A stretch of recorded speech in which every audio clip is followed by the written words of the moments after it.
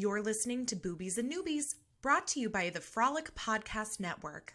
This episode is brought to you by Candlewick Press, publisher of The Mermaid, the Witch, and the Sea, the new YA fantasy novel by Maggie Takuda-Hall. So I bet you've been wondering, what do you get when you take two queer BIPOC protagonists, add a helping of gender-fluid pirates, a pinch of witchcraft, and blend them all together with Japanese-inspired cultural and folkloric themes?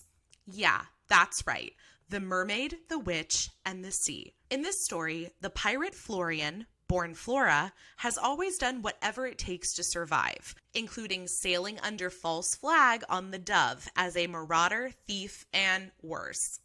Lady Evelyn Hasegawa, a highborn imperial daughter, is on board as well, accompanied by her own casket. But Evelyn's one-way voyage to an arranged marriage in the floating islands is interrupted when the captain and crew show their true colors and enslave their wealthy passengers. Romance ensues, but along the way, we also deal with mythical elements like mermaids, witches, the impact of colonialism, and most importantly, how to take control of your destiny in a complicated world. Y'all, I'm not even kidding when I say this book has everything. And let's be honest, a story featuring two strong BIPOC protagonists, that's enough to hook me. The Mermaid, the Witch, and the Sea by Maggie Takuda-Hall and published by Candlewick Press is available now wherever books are sold. And now, back to the show.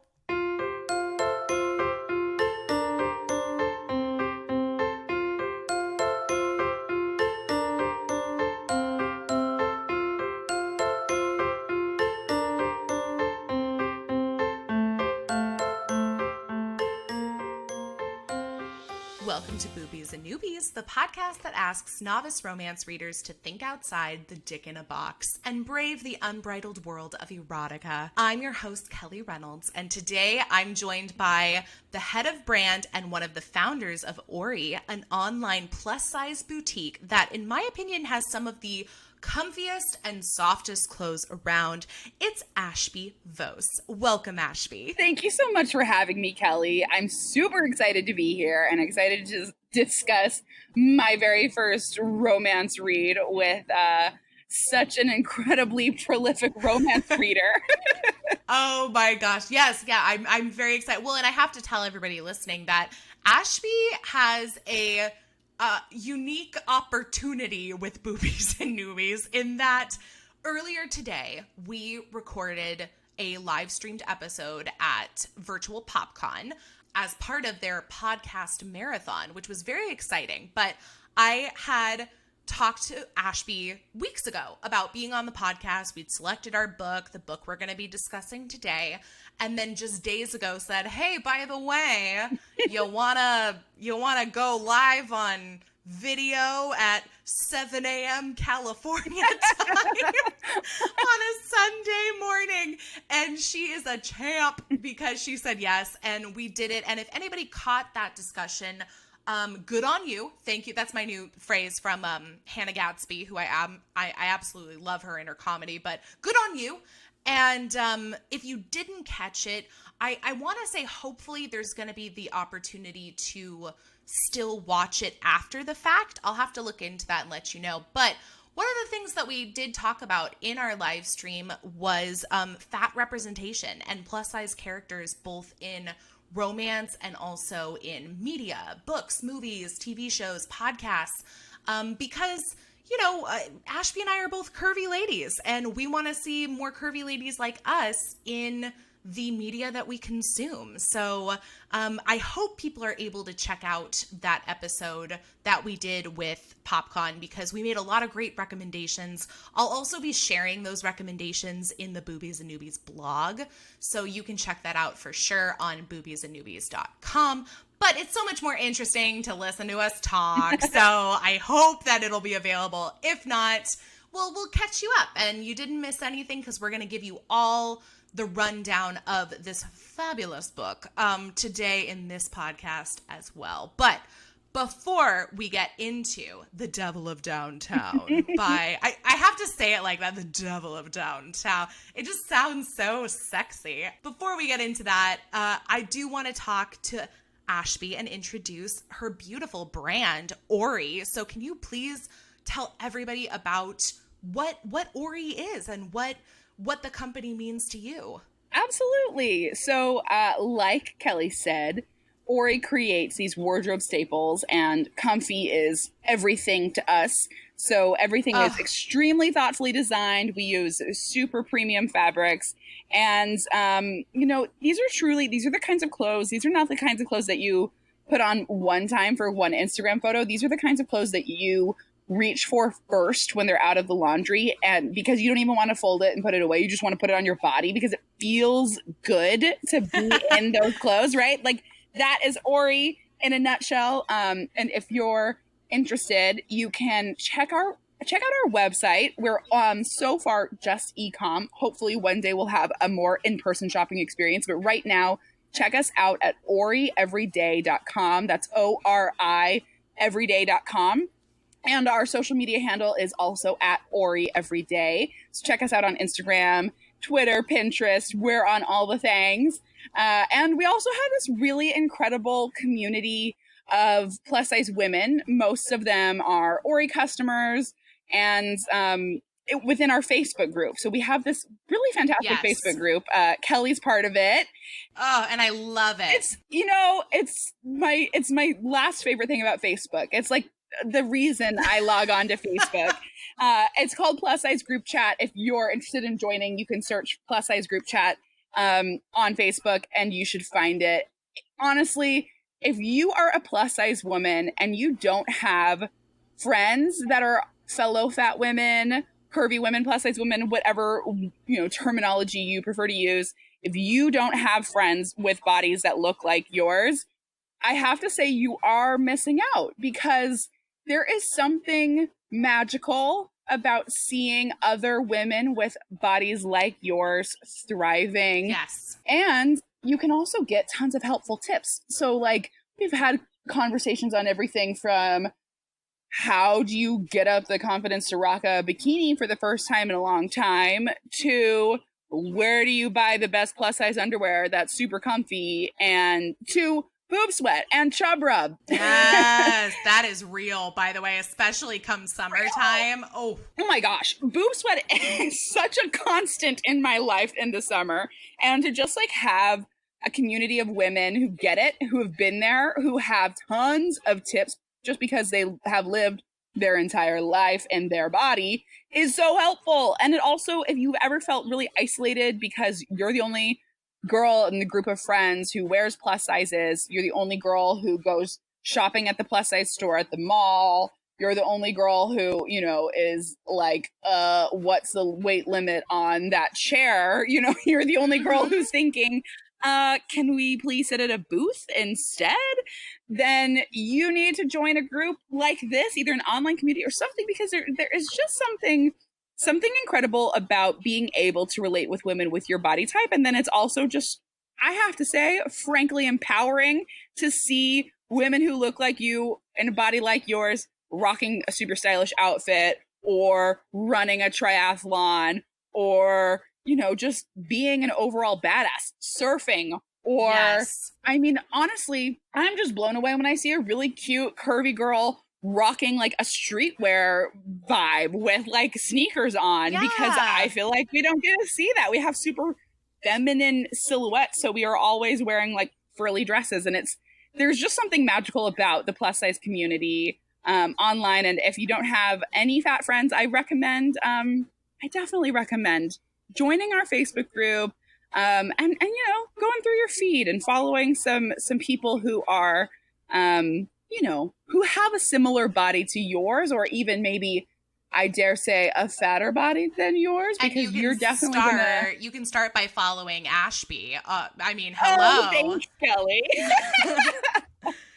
You can if you'd like to. My handle is my name, Ashby Vose. And my name is weird. We were just talking about weird names. My name, ASHBY is my name. Vose is like Victor, O-S-E. Not And you Voss. can totally... It's not Voss. I don't know who thinks it's this. By the and way, my name's not Ashley either. No, this, by the way, if you want more, Ashby and I, kind of started the conversation off with some amazing content that I'll be releasing on our Patreon. But we definitely covered the whole name, mishaps at Starbucks, but also a lot of really important stuff about, just sort of like finding connection during this time of isolation and what that looks like and the anxieties that we're feeling and the anxieties we know so many other people are feeling. So I won't be releasing it with this episode because, on the one hand, I know that some people kind of are trying to avoid as much quarantine anxiety talk as possible. And I do respect that. But also that, it really was a wonderful discussion that started off with something as silly as the fact that, we get not pissed, but like when people get your name wrong at Starbucks. And then really segued into something that was really beautiful. So I do recommend everybody take a listen on our Patreon. I will actually make that one free just so everybody has the option to listen and hopefully then subscribe. Yeah, I'm so excited. And again, I hope that our chat that we had at PodCon, no, that's not what it's called. PopCon. I do hope that our chat that we had at PopCon will be available for everyone to stream and watch in their own time. But if not, you didn't miss a ton. We're going to be covering this book in depth here and now. So without further ado, let me tell you that today we are going to be discussing The Devil of Downtown. I have to put on my sexy voice by Joanna Shupe. And this historical romance, it's set in 1893 New York City and was published just last month on June 30th, 2020. So it's brand new.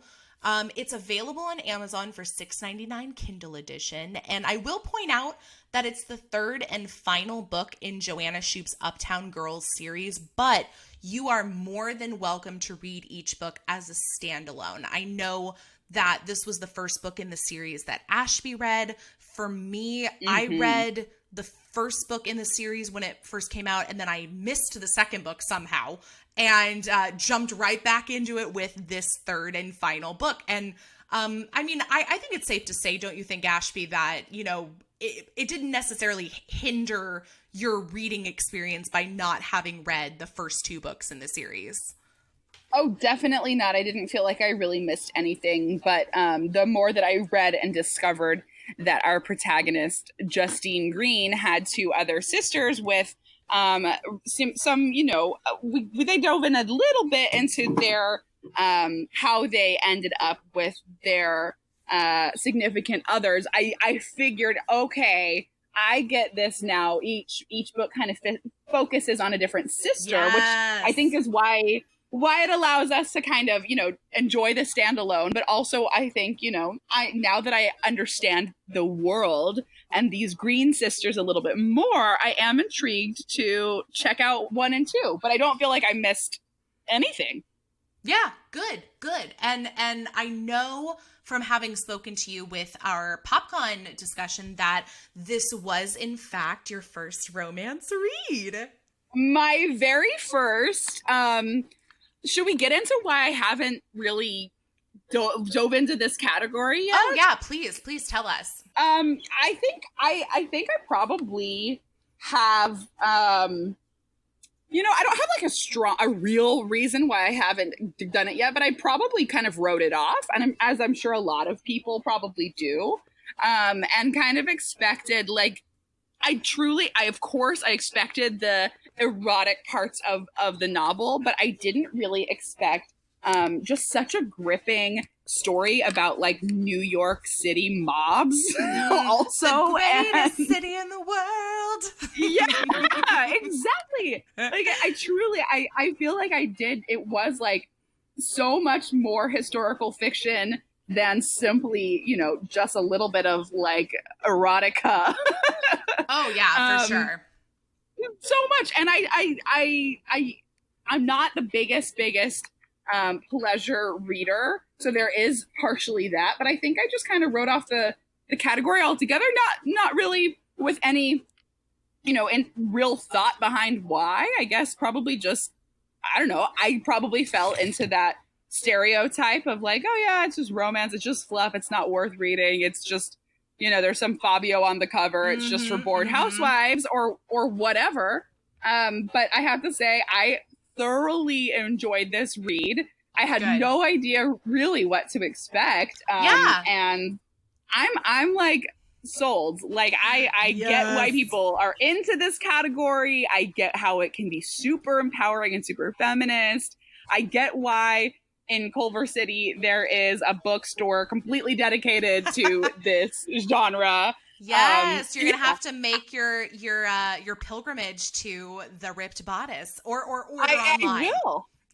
yes, yeah. Maybe post COVID, I'll go in store, but yeah. For the meantime, I should probably just order online. But you know, I really appreciate. I was telling Kelly earlier that my quarantine mantra has just been like, we don't get a whole lot of new opportunities in quarantine since we're all, you know, staying home. But I'm trying to say yes to all of the virtual opportunities that come my way, including reading a book that's totally out of my genre go-tos and talking about it here with Kelly. Yes. So well, thank you for getting me out of my zone. Oh, no, I'm so glad to get you out of your zone. First of all, welcome to the dark side. And secondly, I was stuck on the fact that you said you're not a pleasure reader. And I was like, does that mean you don't read for pleasure or that you don't read pleasure? So, of course, that's the sentence that stood out to me. But everything else you said was absolutely beautiful, too. You're so funny. Oh, my gosh. Yeah, no, I guess both. Well, we are here to change that, so don't you worry.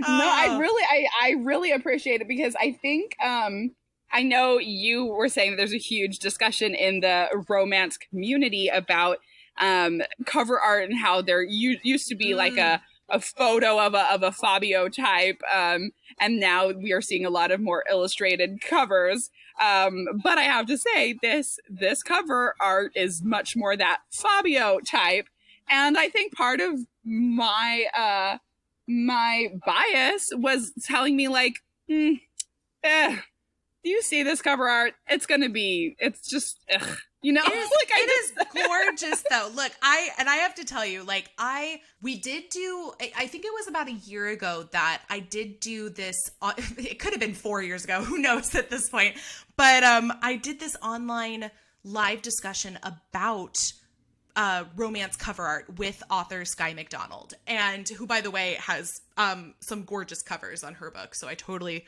recommend checking those out. But it was really interesting, like the things we talked about, and we had put a poll out online asking people for their feedback as far as cover art goes, because we have seen like this whole evolution of romance novel covers from, you know, again, like people do picture the whole Fabio of him, like his shirt is magically coming apart and there's a woman there and hers is falling off her shoulder. Like, I mean, I get it. I totally get it.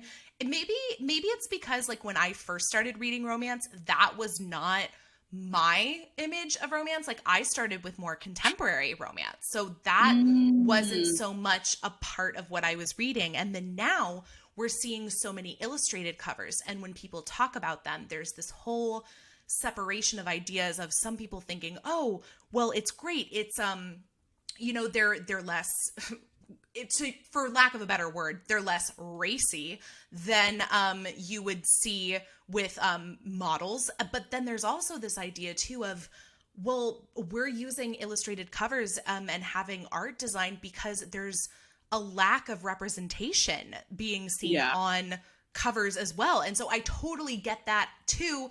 And then there's the people who think, oh, if you have an illustrated cover, that means it's a cute romance and people don't fuck in it. And that's so not true. Oh, wow. Yeah. So again, we could talk about covers for days and days and days. And the thing is I have no answer about it because I don't think there's a right way or a wrong way. I think every author, every publisher is entitled to represent the book the way they want to represent it, you know? So totally. It actually reminded me, I'm a big fan of Jane the Virgin, and it reminded me of the novel that Jane wrote and going through that process of finding the right cover art and so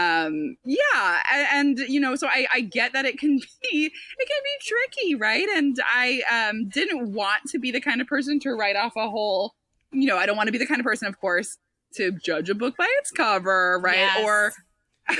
Or just judge really a whole genre by that's really what it comes down to, is that even in 2020, people are not only judging a book by the cover, but judging an entire genre by the cover, which is astounding to me. Because I mean, if you love romance and you don't, I know plenty of people who read romance for just the sex and erotic moments. I know people who read it and skip over the sex and erotic moments. Wow. And some people don't even know that there's closed door romance, which doesn't even show sex and erotic romance. So, I mean, interesting. There's a little bit of everything for everyone. I am not here to yuck your yum. I would never imagine to do so, because I find so many things yummy myself that why would I do that? So I will say this book does get hot, and it gets steamy. I am a fan. It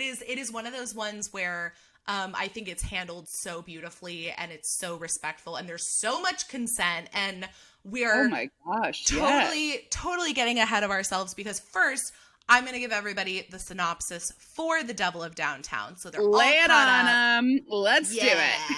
Here we go. And then we will dive right into our spoiler talk. So prepare yourselves for The Devil of Downtown by Joanna ShupeThe. Here we go. Manhattan kingpin, brilliant mastermind, gentleman gangster. Oof, that's got me right there. Gentleman gangster.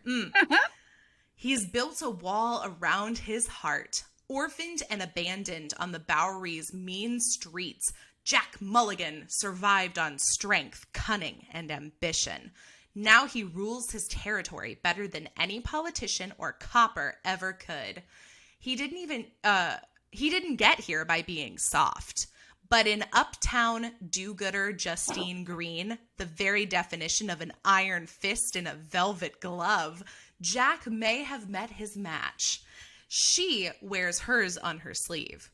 Justine is devoted to tracking down deadbeat husbands and fighting for fair working conditions. Preach!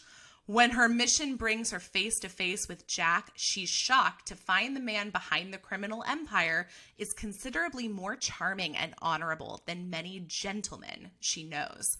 Forming an unlikely alliance, they discover an unexpected desire, and when Justine's past catches up with them, Jack may be her only hope of survival. Is she ready to make a deal with the devil? Answer, yes, she is. Boom. Oh my God. I mean, let me tell you, there is a lot to love about this book. And I have to say, starting with the fact that I found it to be a really quick read. And that's not to say that it's a short book or a novella by any means. Like, it's a full-length novel, but I inhaled this start to finish. Yeah, it's a very quick read. And, like I said, I haven't been doing a ton of reading in my quarantine. Pleasure reading. But no, this was a really, really, really quick read. At first I was, I think I let my bias seep in a little bit too much. And I was kind of like, of course, the protagonist is this do-gooder. I almost kind of was just ready to dislike her because she was too, goody two-shoes. I was just like, come on. He was the opposite. He was like the stereotypical, bad boy. I mean, that's definitely a, age-old story. I mean, it's not completely Romeo and Juliet, but it's totally, bad boy, wrong side of the tracks, good girl comes from a wealthy family. So I totally get it that you do have this setup of sort of this stereotypical, relationship in a romance. Yeah. And I think that what was a little bit, I don't know, I guess a little eye-rolly about her character was just her being such a do-gooder. It was almost like, what are her flaws? Like she's just this perfect. And then of course we get to learn she has tons of flaws and a complicated relationship with, you know, her family, and she's actually quite secretive, and you know, so she definitely becomes a more well-developed, you know, well-rounded character. But at first I was so ready to be like, I'm tired of just like stories about perfect little good girls because, you know what, like that's too, it's just unrealistic. But then, I mean, then I was quickly smitten with her, yes, with Mulligan, the kingpin, the devil of downtown himself. The devil of downtown. I'm sorry. I need there to be, and maybe there is, but I'm just like envisioning like the corner pub that's named Jack Mulligan's. Come on down to Jack Mulligan's for a pint, you know? And it's, yeah. But you know what's interesting too is, and I just thought of this now as you were describing sort of like this idea you had going into it, is that the idea that you were having sort of like how this book was going to be based off of, you know, just like minor introductions and like exposition of like who Justine Greene, rhyming name, is. But that perspective is kind of the same one that many of the characters in the book have. Yes. Like, I mean, because true. Everybody around her, you know, she's the youngest of three sisters. If you've read the prior books in the series, you'll see a romance for each of her sisters with men who are also kind of like from the wrong side of the tracks. And it's not so much the reformed rake trope, which is, you know, typically when a woman, you know, stops, what's I guess the equivalent for nowadays would be kind of like man whore, when she's the one that like changes him, you know, the manic pixie dream girl, that she's there's something different about her that makes him curb his ways. It's not really that story. Like, I mean, but it almost was set up to make me think that it would be that story. Exactly. And everybody has this idea that because Jack Mulligan, because he is, you know, known as like this kingpin of crime, and he runs basically the main gang in it. They call him gangs. I pictured it more like the mob personally. Yeah. Sure. Yeah, absolutely. Yeah. It felt very much more like an underground, unspoken kind of a thing. Whereas I think when I think gang, I think more out on the streets, more I guess like there were violent and obvious. Yeah, for sure. Yeah. But yeah, I mean, everybody kind of has this idea in the book that he's going to corrupt this angel. I mean, they call her an angel in and around town because she does so much charity work for people, and she wants to become a police officer because she wants to take care of the people who aren't being taken care of, which is basically women and poor people. So it's and children. It's interesting they even throw in a little triangle shirtwaist factory little nod. But you know, the labor conditions, of course, in these years were terrible, and oftentimes of course we're using children, right? And women were much more so property than anything else, and Justine's here to fight for it. And it's funny, she is the angel, right? Like, she is the angel, he is the devil. And at first I didn't even really realize just how often they use those words, but it's so true. I mean, he's the devil of downtown, she is the angel of uptown. They are the unlikely couple of the century.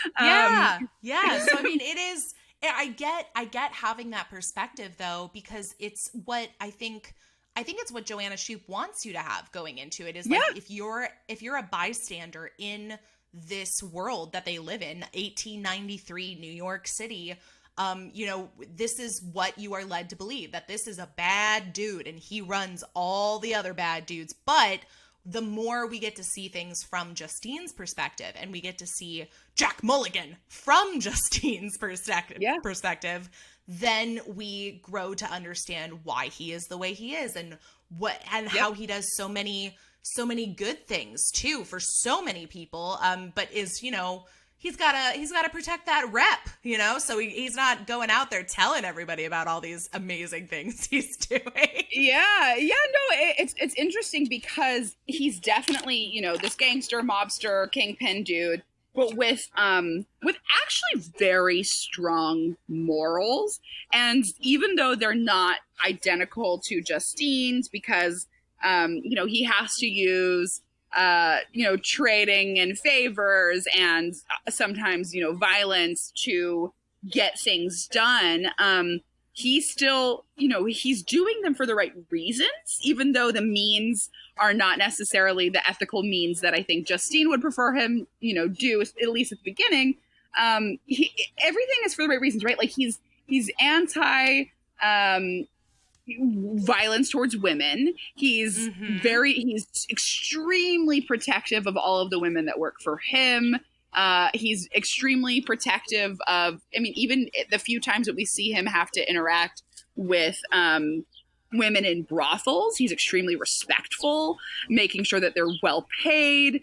And we find out, of course, that he was raised by his mom was a whore, you know, who worked in a brothel. And so we find out that that's kind of where his sympathy towards women kind of stems from. But it's interesting because, like, I think, you know, I think it's quick to judge both of them. And I think you're right that Joanna Shupe kind of does set us up to kind of get ready to put these people in these boxes, put these characters in these like trope boxes. And then quickly, you know, when we hear from Justine's perspective, she's like, I hate when they call me naive. And I was like right about to write her off as naive. And then, you know, for her to be like, everyone calls me this and it's so unfair and so not true. And then you get to see more from her perspective and see that she's actually, even though she's the do-gooder sister, she's actually just as secretive as Mulligan, really. And she's very aware. She's very aware too of like her surroundings and also like, yeah, I mean, like, cause they treat her sisters treat her like the baby, like we have to protect you and all this stuff. And I thought it was so interesting how often she in her, not out loud, not in dialogue, but in narration, how often that Justine would like talk about like fantasizing or touching herself and masturbating. And I was just like, oh, okay. So we do not have the clueless virgin. We do not have the naive character that has had zero introduction to sex. Like she talks about kind of fooling around with this man that she was dating, because you have to remember, this is almost 19th century New York City. This is not a Regency era romance set in England, you know, or in the countryside. Like this is New York, and I know it's still a much earlier time, but you know, I can't abide by the whole idea of like people were having sex in 1893. Yes, they were fucking like rabbits. Are you kidding me? Like, so I really did love those moments, you know, that showed that, because it's one thing to say like, I'm not naive. I hate when people call me naive, but also to show that there's so much that she does know about and does recognize. No, but even in the way her family has really decided Mulligan is a bad guy. You don't want to, of course, you never want to have to interact with him, but also just like ruling him out of the picture because he's a bad guy. Whereas even from the beginning, before she really gets to know Mulligan, she kind of decides,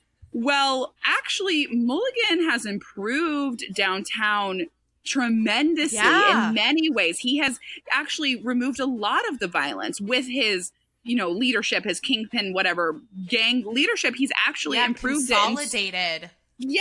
And people are so, her family in particular, is so quick to write him off as this criminal, but she does kind of see much deeper and is less naive and is easier to, you know, she's much more sympathetic to the fact that you know, even though he might have had a horror upbringing and might not be able to be in this upper echelon maybe ever, that he has achieved something and bettered society, and for women especially. And it is an interesting thing to see her, I don't know, just to see her kind of like decide all of these things for herself without, you know, needing anyone else to tell her. Like she's very independent. So much agency. So much agency. Like to the point where I think, in this time period, people probably thought it was too much, right? Like she wants a job that only men are allowed in being a police detective. And Joanna Shupe acknowledges that in a lot of places in this book, because there's a lot of, I think you can write it off if you want, but there's a lot of subtle and not so subtle pokes at living in a misogynistic time and internalized misogyny. And also, there's a lot of discussion about what constitutes kind of good and bad when you have a police force that's so corrupt that they'll turn a blind eye, but you have a gang lord that will do good, to change the lives of others. Like how do you define what's good and bad? There's talk about, there's a lot about class disparity, which I think there was one instance that I especially liked where she goes to, I think Justine's speaking with one of the officers at the police station, and he mentions something about how he'd hate to see something bad, and he's obviously implying rape. Yes. He'd hate to see something bad happen to a woman like her. And I bookmarked that because I was like, oh, well, that's, but also the fact that she acknowledged it and said, this is a quote from the book, what did that mean, a woman like her? An uptown heiress? Justine didn't care for the implication that her status and trust fund made her more valuable, meaning women without those things were allowed to be raped, murdered, and kidnapped. And I'm just like, damn, she is real woke. Like, she is definitely. Now, to be fair, there's also things that she's less aware of, which I found so many connections in reading this book. And granted, this is not a book featuring, there aren't Black characters. There aren't BIPOC. There aren't characters of color in this book, at least in the main roles. Like, that's not a part of the story. But while reading this, I found so many connections with what's going on in the world around us right now, as far as the Black Lives Matter movement are going, in that as a white woman, I'm being told, educate myself, read up, learn these things, explore your place of privilege. And that's something that I think Justine does a lot of in this story. She does so much of it. Her privilege. Yeah, and I think the real way in which she does this, right, is just the simple act of going downtown and spending time with people who aren't of her class, getting to know them, getting to listen to them, and constantly throughout the entire book, family and friends and police officers and just random acquaintances are telling her to avoid downtown. She needs to stay up in her little bubble, which she also finds a little bit boring, which I thought was a fun little tidbit too. But no, she needs to stay uptown because she needs to stay safe. Whereas she's like, actually, what I need to do is solve these injustices, and there's no way to solve them uptown. I need to be downtown, and you guys can go to your fancy fundraisers and put some money there and get rid of your privilegey guilt that way. But I need to be hands-on. I need to be hustling, and I need to be really like living this world, right? Like interacting with the Mrs. Gorseys of the downtown of the Bowery and even getting to understand like what Mulligan's role is in downtown and how corrupt the police officers are and what kinds of issues they find irrelevant. Like she's getting like a very hands-on education that none of her, no one else with her status is either brave enough to do or just frankly cares enough to even just make that trip downtown, especially as a woman. Yeah. So yeah, she really is. She's quite woke. Very well. And you know what? And she's not the only one too to call people out, because there is that moment that's early on in the book where basically the whole reason Justine and Jack Mulligan even cross paths is the fact that she goes to him and he basically does her a favor. And this is a man who trades in favors. You always owe him one. And basically her owing him one leads to him coming as her escort to this big event that's going on that's being sponsored by the Legal Aid Society, which is what her sister and brother-in-law run. That's how she gets involved with the community and basically does all the work that nobody else wants to do, especially when it comes to like working with women and children. And when they go to this ball, or not the ball, when they go to this theater and during the intermission, Jack Mulligan, because you can only speak with his full name,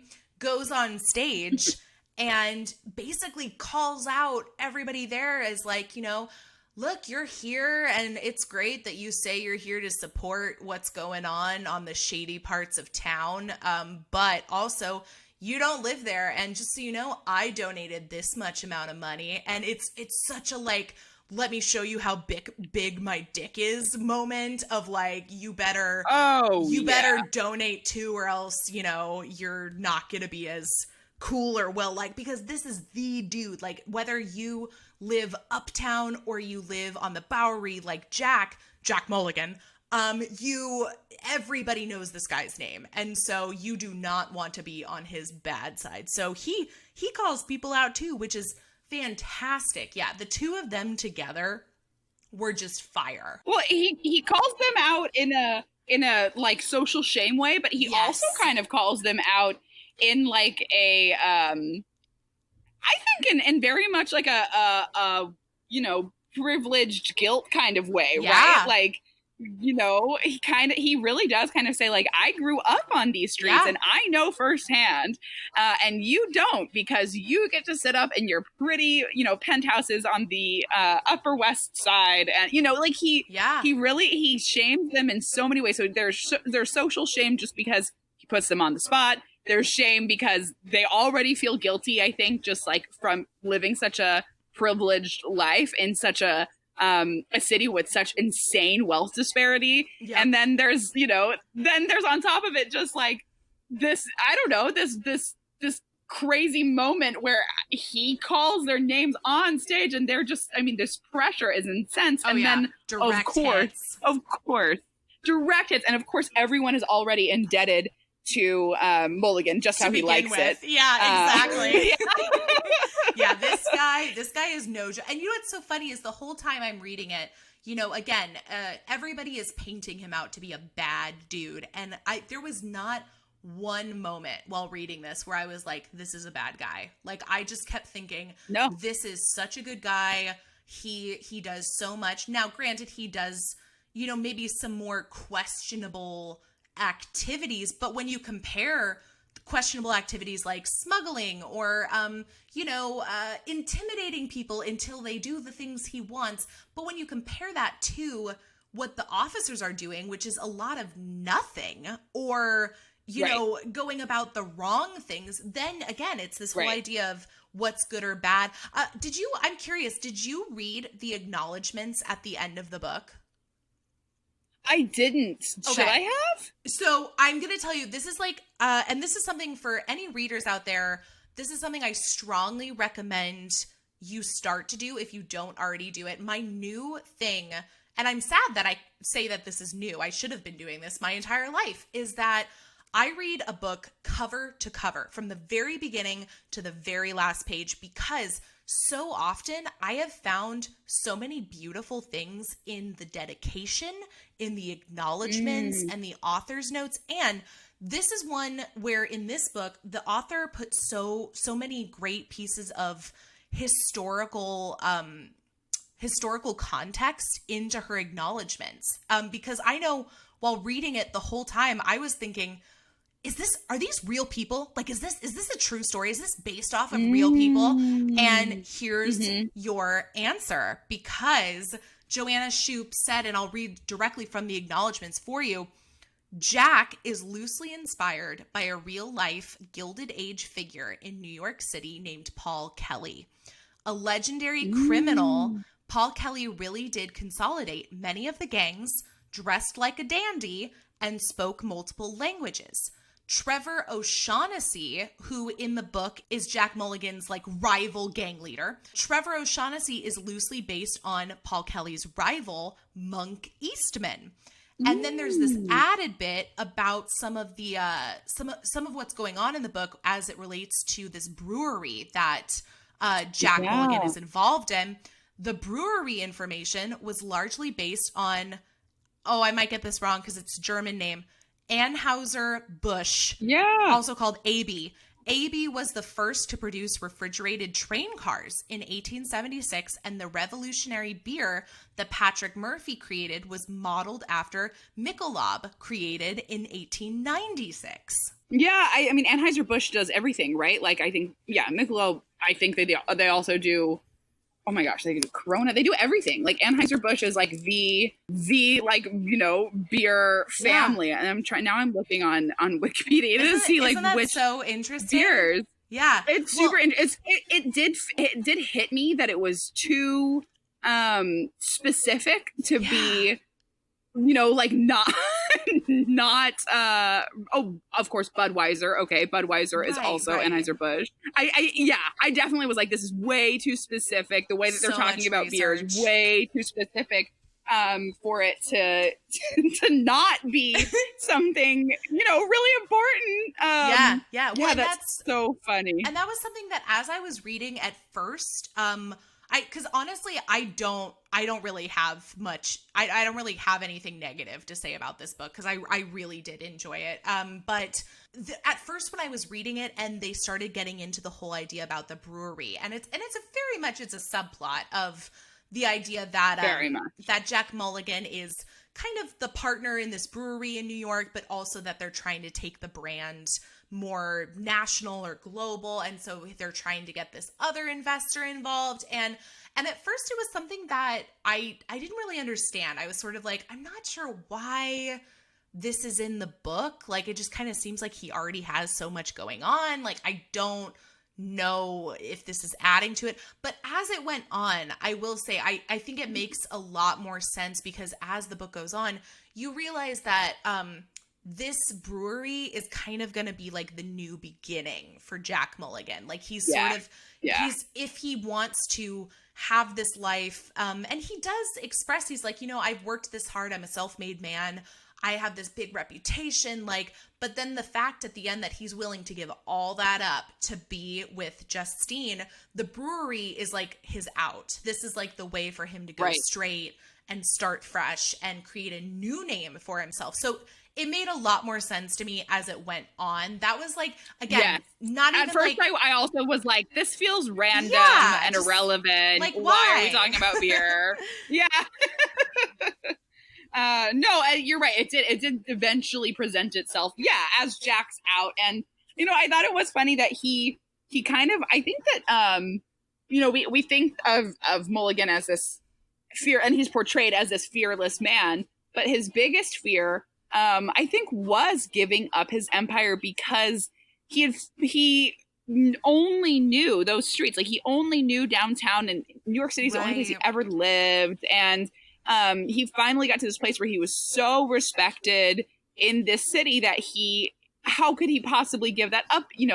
Coming from the son of a whore whose mom died at age 11, how was he supposed to, how was he ever supposed to give up this, where he finally was able to achieve respect and everything. And then of course he ends up, giving up his empire for this beer opportunity that I think actually can really, could outlast his empire by a long shot. Right. I mean, it's a legacy.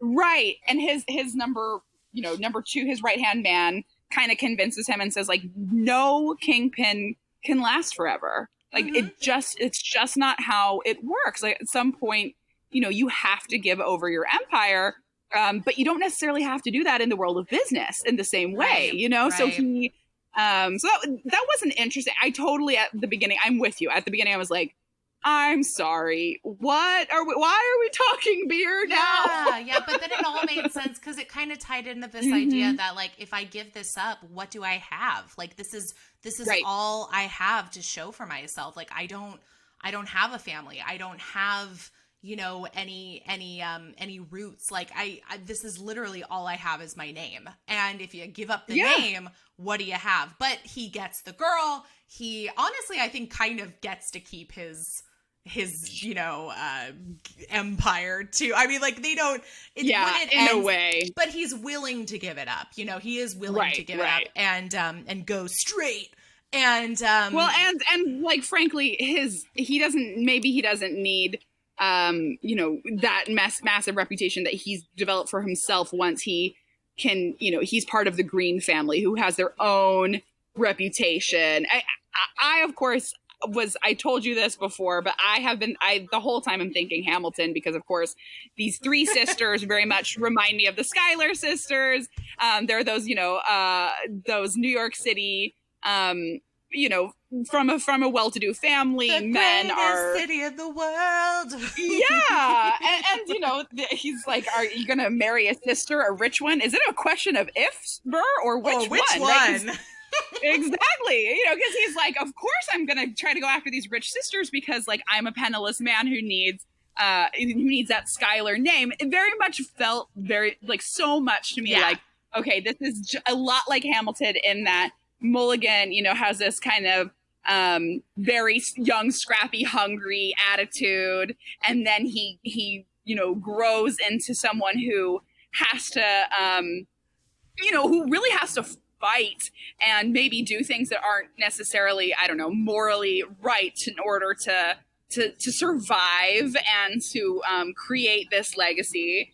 And and then you know, he doesn't, of course, why would he ever want this pretty fancy uptown girl? And then of course, you know, they fall in love. Okay, can we also just talk about the love between them? Is like, oh my god, it's like, it's so real too. Like, that's, I think, one of the things, so real. One of the things that's like sort of one of my romance turnoffs is I'm not an insta love fan. I don't love the whole soulmates trope. And I know some people do. So again, if that's your thing, totally good on you. But it's not for me. I do like to see, like, relationships develop. I like to see people fall in love. I like to see people date. Or whatever dating looks like. And and I feel like this was a great example of that, because it's very much like an enemies to lovers. You know, they meet. She doesn't want to owe him a favor. Nobody wants to owe him a favor. And from there, they have meeting after meeting, and then it becomes more of a social meeting as opposed to, like, something that's forced between the two of them. And then they dive into this, like, what I loved this. I love that they basically dive into, like, this super casual sex, friends with benefits relationship, which I'm like, I was not expecting to see in a, you know, 19th century romance. I loved that. Totally. Totally. Especially with knowing everything we know about Justine and how, you know, proper she is, expecting her to be comfortable with this, friends with benefits, really, like, just like, you know, hookup kind of a relationship. It's so casual. Just seeing, like, or seeing through Mulligan's eyes, Justine, right? Because of course there's a flirtationship, but you know, whatever, flirting is flirting, but seeing through his eyes, like, just how everything about her personality was so impressive to him. Like, he was just so blown away by her stubbornness and so, like, turned on by her dedication and, you know, her hardworking nature. Like, he was so turned on, not because, like, she's a smoking hottie, but because, like, she has so much of, like, his same, I guess, like, grit, you know, like, inside of her. And he, like, recognized that, and that is what he fell in love with, was really not, like, oh, and then she had, like, you know, a swelling bosom and a, you know, whatever, a tiny waist. Like, we really heard such little about, like, her physical features. I mean, they talk about her being plain a few times, but I mean, you know, that's kind of all we got. What we really got was like this intense love. The ways in which she drove him crazy was, you know, her sticking to her guns and sticking to what she believed in, having this grit that told her like she's gonna, you know, try until she succeeds at whatever she has, and that drove him nuts. Like the fact that he wasn't able to treat her the way that he's so suavely able to, you know, basically be a puppeteer with everyone around him. He wasn't able to do that with her, and that's what like really turned him on. Was so, I don't know, I was excited to see that because it felt, I mean, the love feels so strong and so much more than an infatuation and so much more than flirting. Yeah, no, it's one of those ones that you're like, okay, this is a love story that's going to last. Like, this is one that you can definitely, because there's for sure romances I've read where by the time it ends, I'm like, okay, like, this is great, but I don't see y'all lasting. Like, I don't see y'all making it to a year. You know, you're going to drive each other crazy. It's not going to work out, or you're going to stay together and it's going to be super unhealthy. And that is not this love.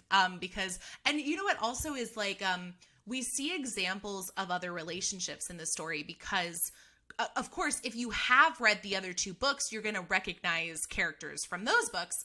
But also if you haven't, you get to see other examples of couples with both of Justine's sisters and their significant others. And I especially love, and I'm going to mix up names. I know the oldest sister, I think, is Mamie, and the second oldest sister is Florence, and then Justine's the baby. And I think it's Florence and her guy where they're not married. Like, they live together, but they're not married. And it had a very like Greta Gerwig Little Women, like Joe March vibe to me. You know, no, very absolutely. Much like going off and living your life, and if somebody else is in it, great, and we can live together, but we don't have to be married and everything. I was like, this is so modern. This is so modern in a time where I don't think this would have been considered acceptable, but maybe because they're rich ass ladies, it is, or at least it's tolerable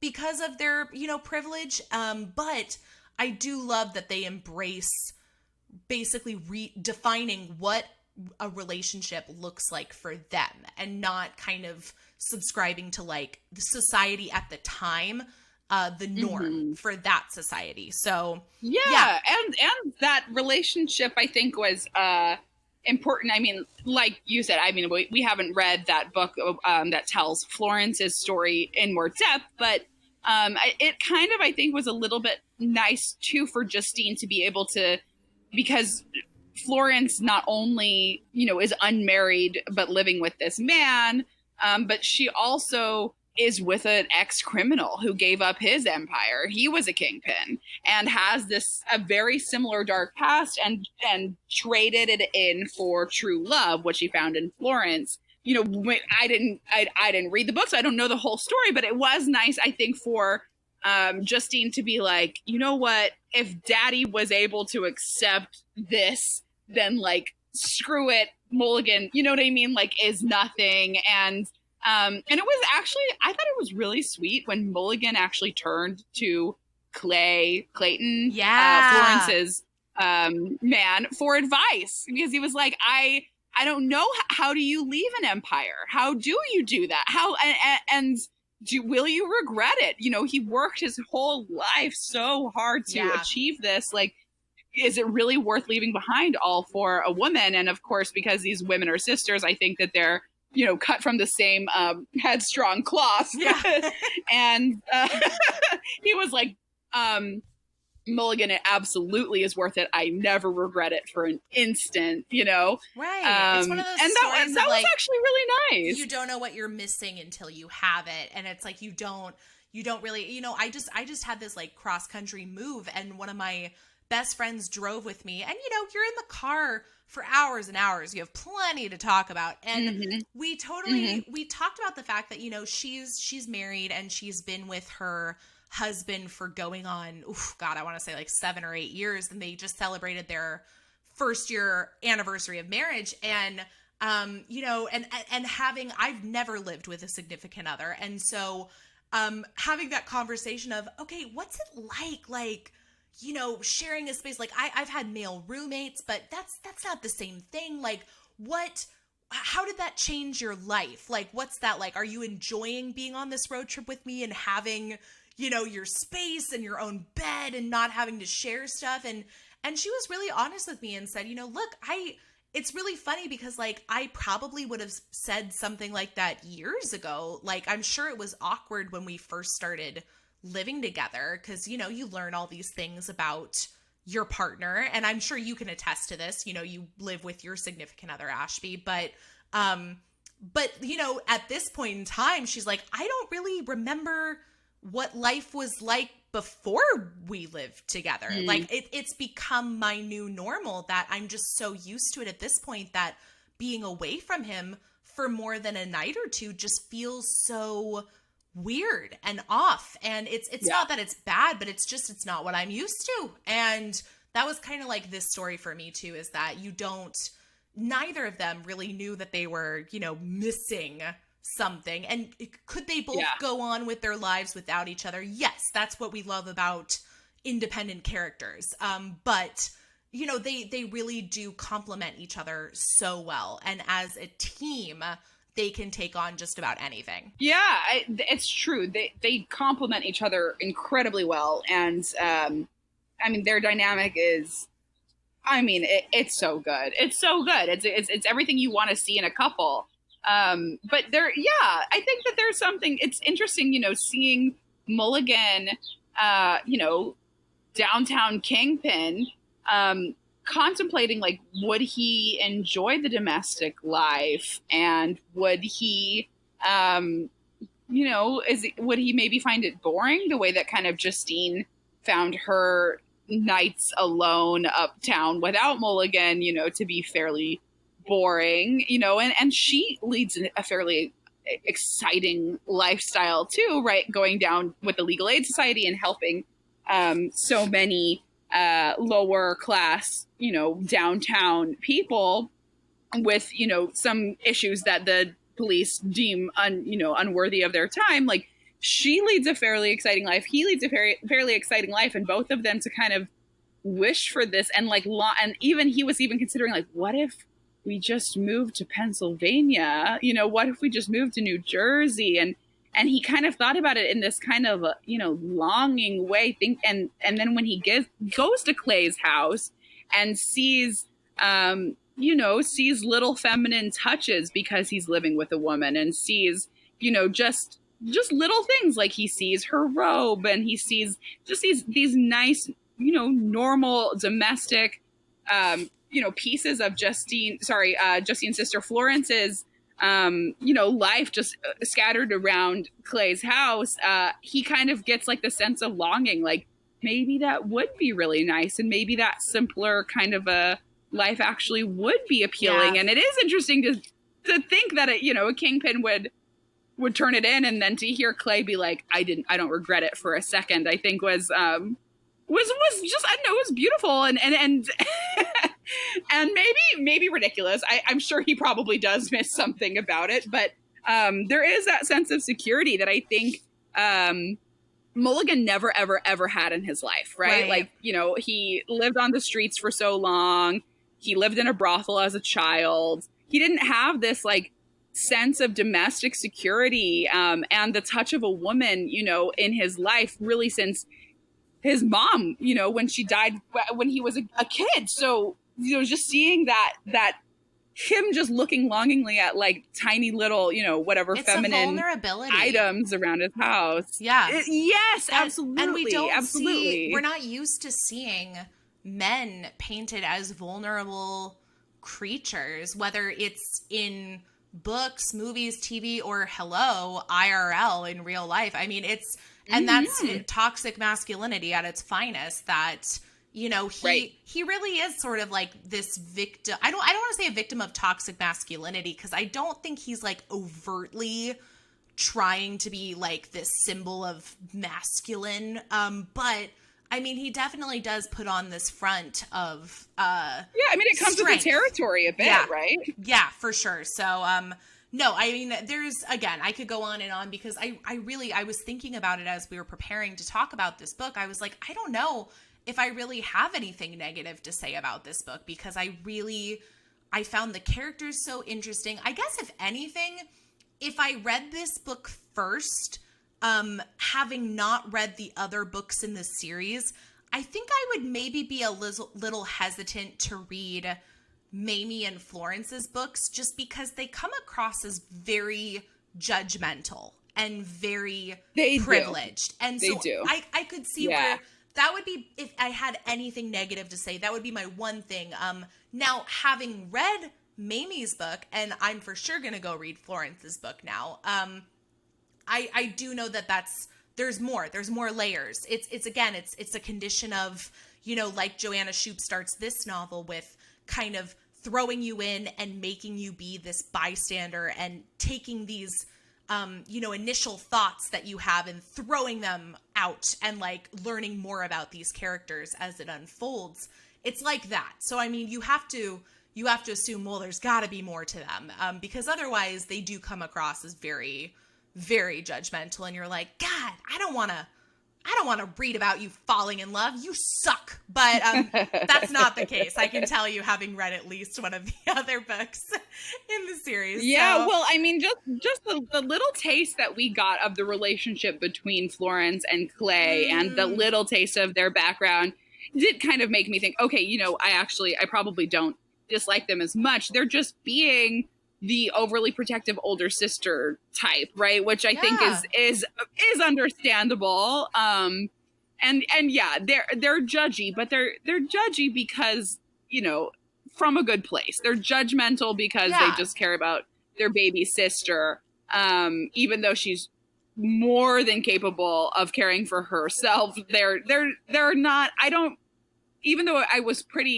wanted to kind of dislike them, I also feel like where they're coming from was, I feel like it was understandable. And I also think that, I grew up with one sibling, with just my brother. And, I think that oftentimes in stories where there are multiple sisters, you do kind of get to see, a lot of sides, right, of these sisters. So they're judgmental and, rude to Justine. And then Justine decides to, come home at different hours to convince them that she's not seeing Mulligan. And then she can't hide from them anymore. And she spills her guts out. And then they're so understanding and they're such good listeners. And, they're supportive and they're her sisters. And I didn't grow up with sisters, so I can't fully attest to this, but in every, great story featuring, sisters, I'm thinking like To All the Boys I've Loved Before and, all of those fantastic sister kind of shows. There is something, sisters are often at odds with each other and often judgmental of each other, as kind of like a part of their shell. And then deep down, they're just full of love, right? I love my sister more than anything in this life. I would choose her happiness over mine every time, right? Right. To quote Hamilton some more. But yeah, there's a lot of Hamilton parallels for sure. It's like I mean I know it's not the exact time period, but it's not that far off, and it's New York, and you've got wealthy sisters, and you've got men that are trying to make something of themselves, and you're just like, oh, yep. This, by the way, as I was reading this, and granted, I had just watched Hamilton for the third time, I have to say that I think this series would be a fantastic mini series on like Netflix or HBO or something like I could so see it, because I think the whole idea of it being set during like this like gang war kind of thing going on in New York too, in like late 19th century, I find so interesting. I mean, it was screaming so HBO to me, because or maybe even like FX or something. Yeah, I just was like, I could so see this There's a lot going on. You know, you're going to have more if you dive into Mamie and Florence's stories too. The whole like Right. legal aid setup and everything. Like it's really, really interesting. Like if you're a history buff out there, or you know a history buff and maybe they don't even read romance, this would be one to recommend for sure, or to check out. Yeah. Or even if you're just a Hamilton fan who has a newfound appreciation for the time period and the setting, you know what I mean? Like, There you go. Like myself, I felt like I saw tons of parallels. And what Kelly and I were discussing a bit more on that PopCon live podcast that we did earlier today was about how today's world feels extremely complex, and it feels really, really hard to know what the right decision is with anything from how to post an allyship post on social media to how to protest during a pandemic to what are the right companies to support? Like, you know, should you feel guilty for shopping on Amazon? I mean, there's so many things in our world that is making our life really complicated, and there's just so many questions of uncertainty, and the future feels really unclear with everything that's happening right now. And I was just thinking, this is the most complex time that has ever been in history, because it's the most complex time I've ever lived through. But then when we get to watch these things and hear these stories set in these different time periods where women were property, where you know, police officers were so overtly corrupt. I know that there's still definitely lots of corruption in police forces, and it is a great parallel to our current story. But just, you know, how overtly sexist the world was, how the division of classes were just, I mean, so extreme. I'm not saying that there's not a wealth disparity now, but just everything was so extreme, and the decisions to be made were still so loaded, and knowing, should you trust the cop or the kingpin? Well, which one's going to get the job done better? Well, which one's going to make the right moral decision? I mean, those are hard, complex decisions. And it actually made me really appreciate the time we're in right now, because, I mean, it did. Even though police are still corrupt. Yeah, I mean, there's definitely is obviously rampant. A lot more similarities, like, than I thought there were. Like, as you're listing them off, I'm like, yeah, well, that's changed, but not enough. But also not enough. Yeah, right. Of course, but still, I mean, women get to wear. I mean, I'm sitting here in a super comfy jumpsuit right now, and freaking Justine had to wear a bajillion layers and stockings and corsets. Let me tell you, because this, I think, is the perfect segue into our segzerps for this episode, because let me tell you, the first scene where he goes down on her, and I have to say, there is a lot of him eating her out in this book, which I am all for. So much. There is also a very, very sexy blowjob in a carriage scene, which I was also here for it. But when he eats her out for the first time, I like had to reread it a couple times, because I was like, wait a second. He's lifted up her skirts. She's left her stockings on because he's into that. I'm like, okay, stocking fetish. Here we go. But he says, now I want you to pull apart the sides of your pantaloons. And I'm like, wait a second. Hold up here. Hold up. He is eating her out through a hole in her bloomers. Are you joking me? Like, I was just like, wait a second. I'm sorry. First of all, why didn't we just pull those off? Like, let's start there. But secondly, the fact that she is literally holding apart a pair of, like, and I know they're not sweatpants, but I basically picture bloomers as like sweatpants in a much lighter fabric that you wear underneath all of your skirts.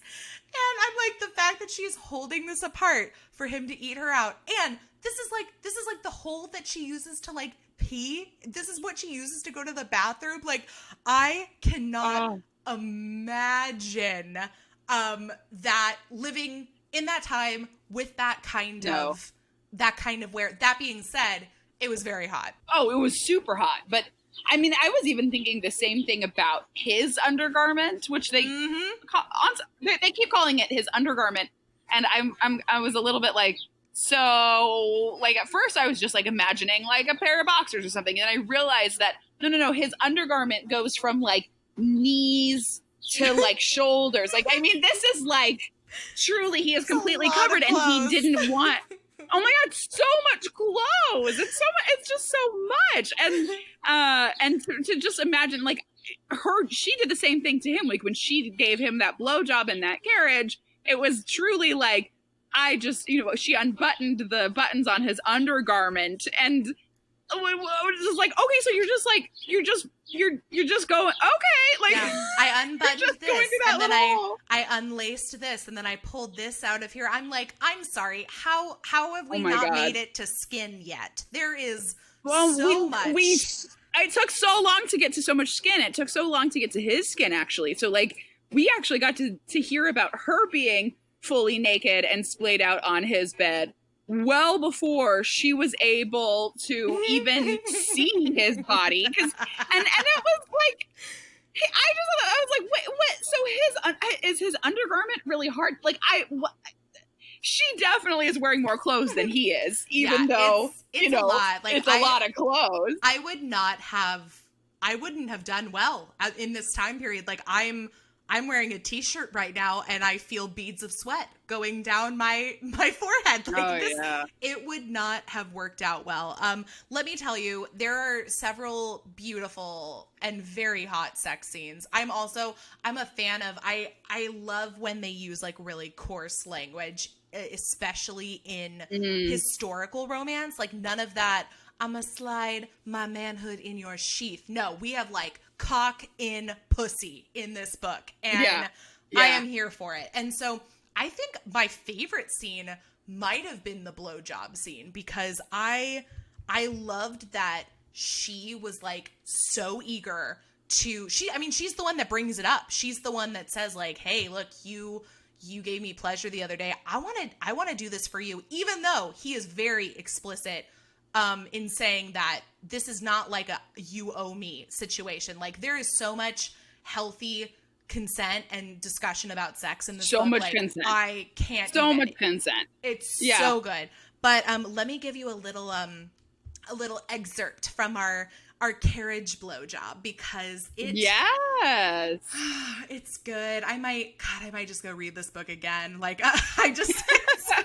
So, okay, so this is where she has removed him from all of his layers, and can we also put down the context that he thought that he told his driver to take her to his place on Bond Street, and then they're going like way up Broadway, and he's like, wait, this isn't the right thing, and she's like, oh, actually, like she has even controlled the driver, the direction, where the carriage is going. Jack doesn't even know any of this, and Jack is not the kind of guy to, be comfortable with someone else telling his driver where to go and like change directions. So she's taking control of this situation in so many ways, well before she even starts to get real sexy. Oh yeah, no, she knows what she's doing, and people listen to her when she talks. I mean, and granted, they don't always respect her. Case in point, the like police officers, but people listen when Justine talks. So this is in the carriage, and I'll start when she's already pulled him out of all his layers, because there's a million of them. So it starts here. With a sweep of her tongue over the crown, she worked around the sensitive ridge, then down the shaft itself. Wetting her lips, she slipped him inside her mouth. Tight heat enveloped him, and the back of his head smacked against the wood of the carriage.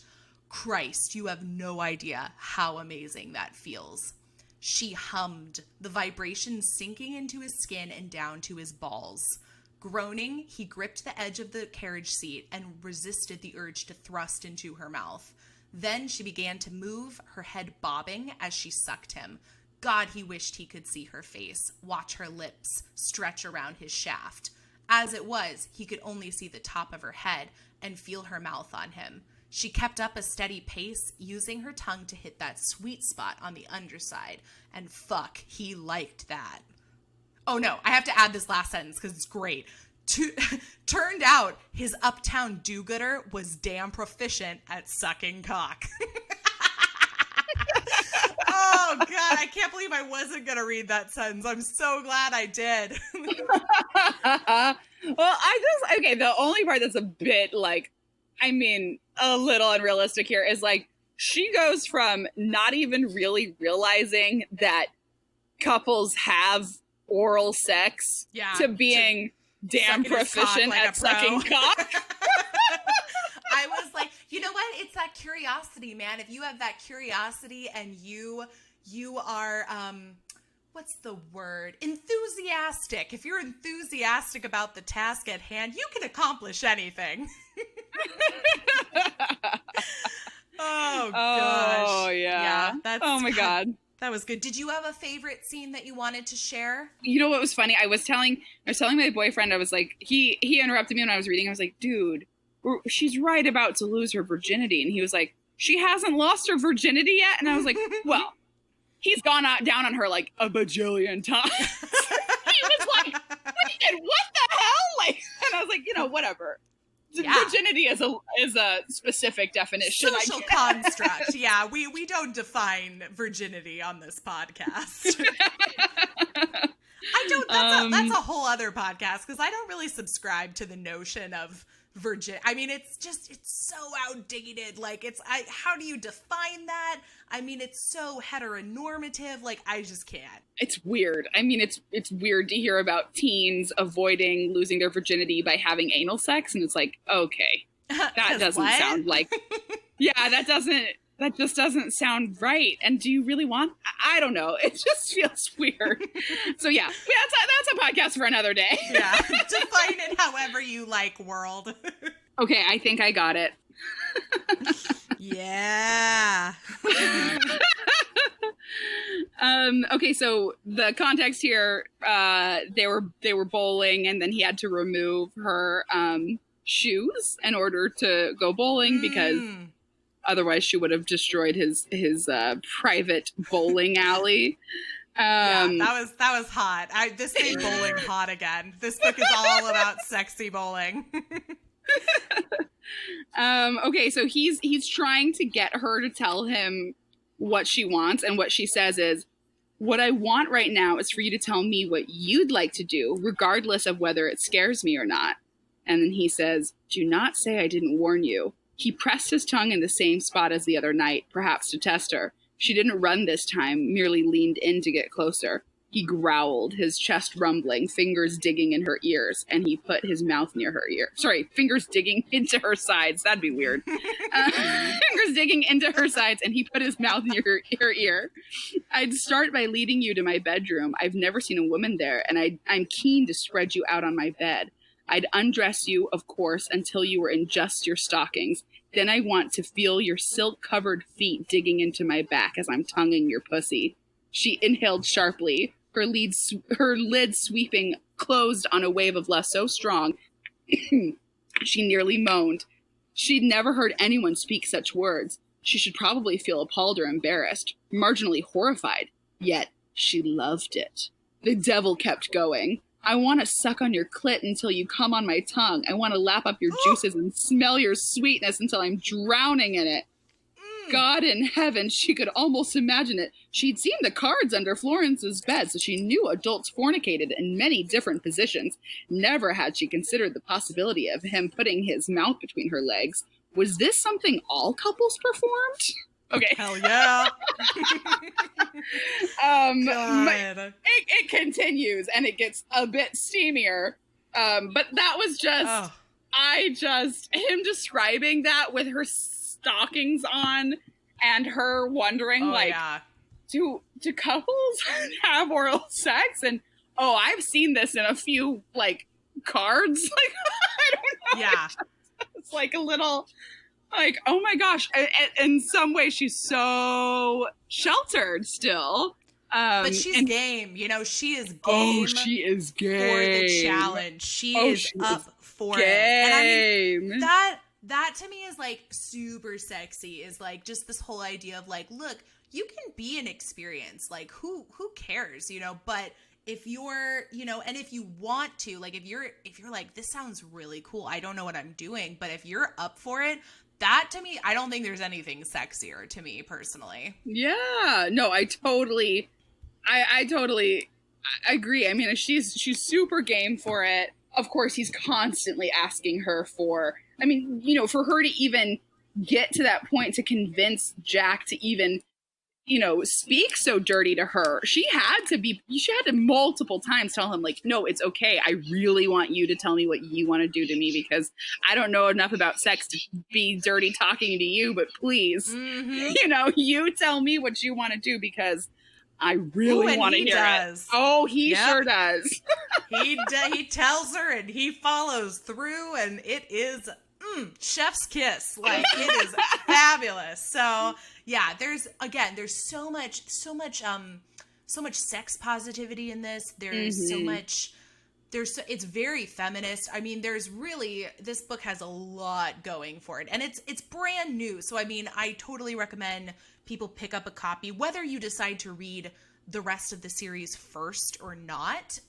This one I can full-heartedly recommend. So let's go ahead and we're going to give it a few grades just to show people how much we loved it. We're going to be grading for heart, heat, and humor on a scale of 1 to 10, 10 being the very best that it could possibly be. And let's start with heart. What would you give this book out of 10? You know, it's pretty up there. I was expecting the sexy. I was expecting the heat because I guess, you know, first romance novel. I'm expecting the heat. I don't think I was expecting the heart. I mean, the heart was really there for me. I would say, well, I mean, I don't really have a whole lot to compare it to, but I would probably give it a 9 or a 10. Like, it's up there. Yeah. No. I think that's totally fair. I'm with you. I think I'd give it a 9 or a 10. I think the only thing that would maybe prevent me from the 10 is just that I think the love story, that heart is so great. But I wanted maybe like a little more heart between like sisters, or a little more heart, you know, between the family.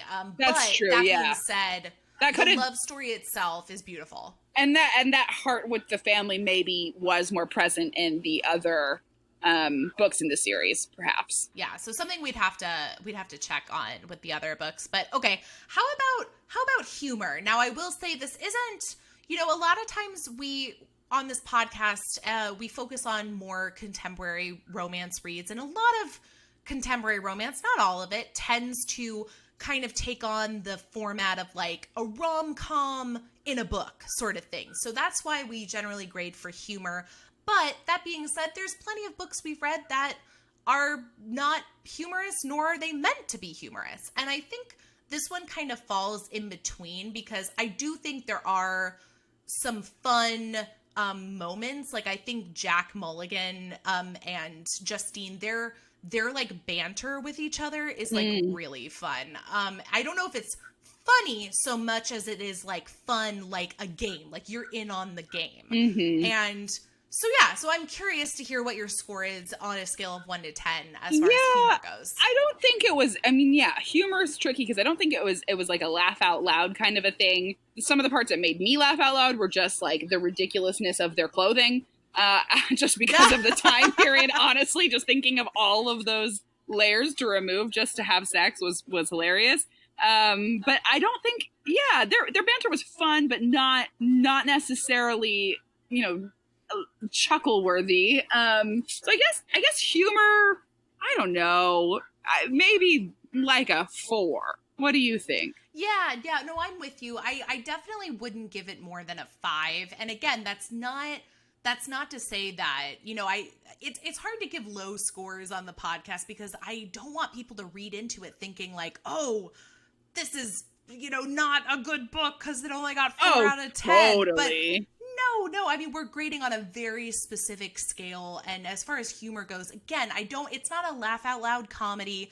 I wouldn't call it a funny book. I'm with you. I'd probably give it like a 3 or a 4, but there are fun moments, and the banter between the two of them is very fun.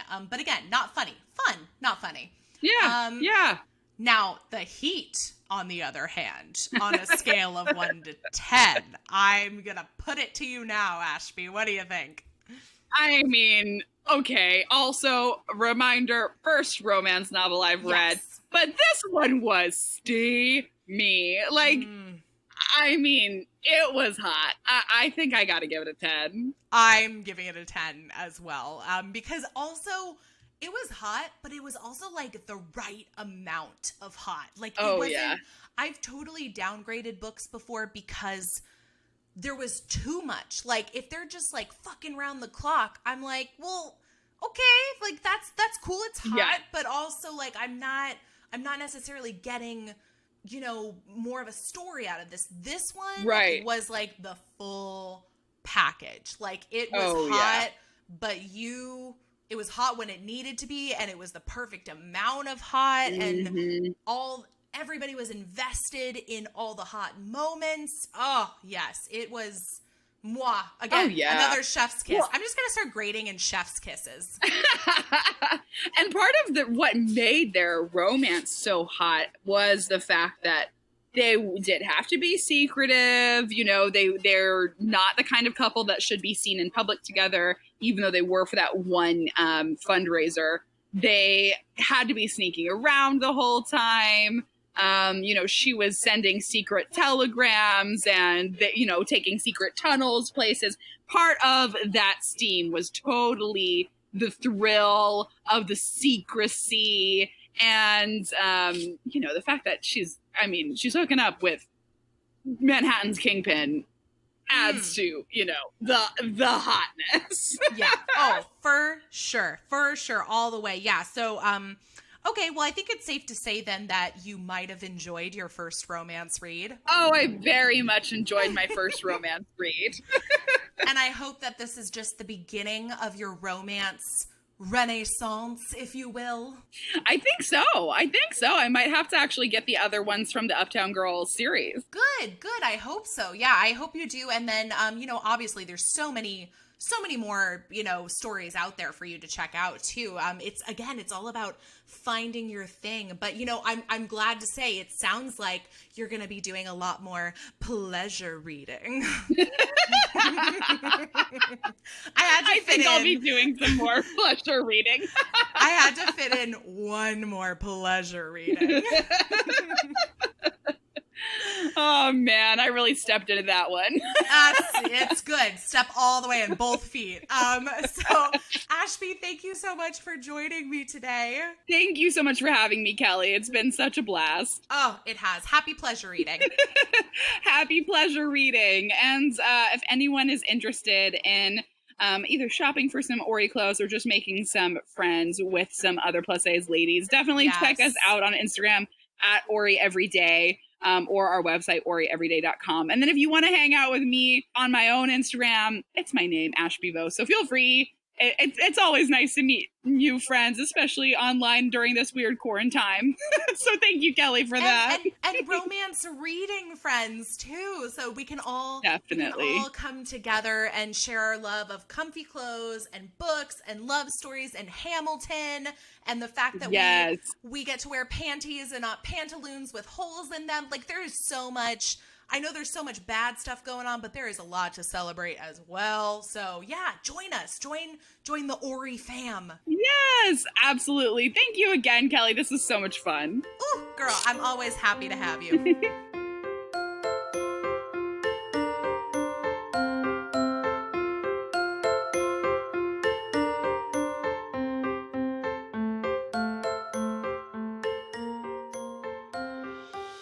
Thanks so much for listening. Boobies and Newbies is part of the Frolic Podcast Network. Find more podcasts you'll love at frolic.media/podcasts. You can follow Boobies and Newbies on Facebook, Twitter, and Instagram at Boobies Podcast.